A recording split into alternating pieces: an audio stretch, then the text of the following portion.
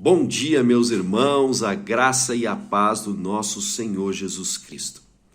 Meus irmãos, tem crescido o número de cristãos que defendem uma graça barata. Uma graça que nos salvou, sim, inteiramente da nossa culpa do pecado, mas uma graça que não transforma o nosso interior. Tem crescido o número de cristãos que se acham justificados por Cristo, mas não creem que essa justificação nos põe em movimento a uma vida de santificação, de transformação em nossa vida.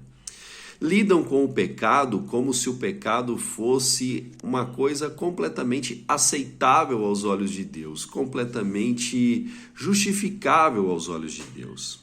Em Tito, capítulo 2, a partir do versículo 11, Paulo trata a graça de Deus, mostrando que a graça verdadeira, aquela que verdadeiramente salva o ser humano, ela não traz resultado somente sobre a culpa do pecado, mas ela transforma o ser humano, fazendo com que a relação deste então pecador, deste que era culpado diante de Deus, agora essa relação deste pecador com o pecado muda. Ainda que ele continua pecando, ele agora lida com o pecado de uma maneira completamente diferente. Ele luta contra o pecado que o assedia.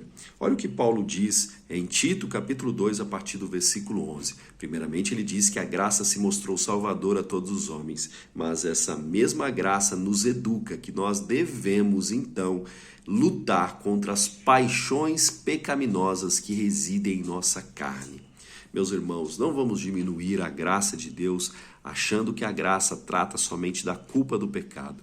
Se não está tendo transformação em nossa vida, se o nosso coração não está lutando contra o pecado, então nós precisamos rever a nossa consciência e a nossa vida com Deus. Que Deus te abençoe, que você tenha um ótimo dia.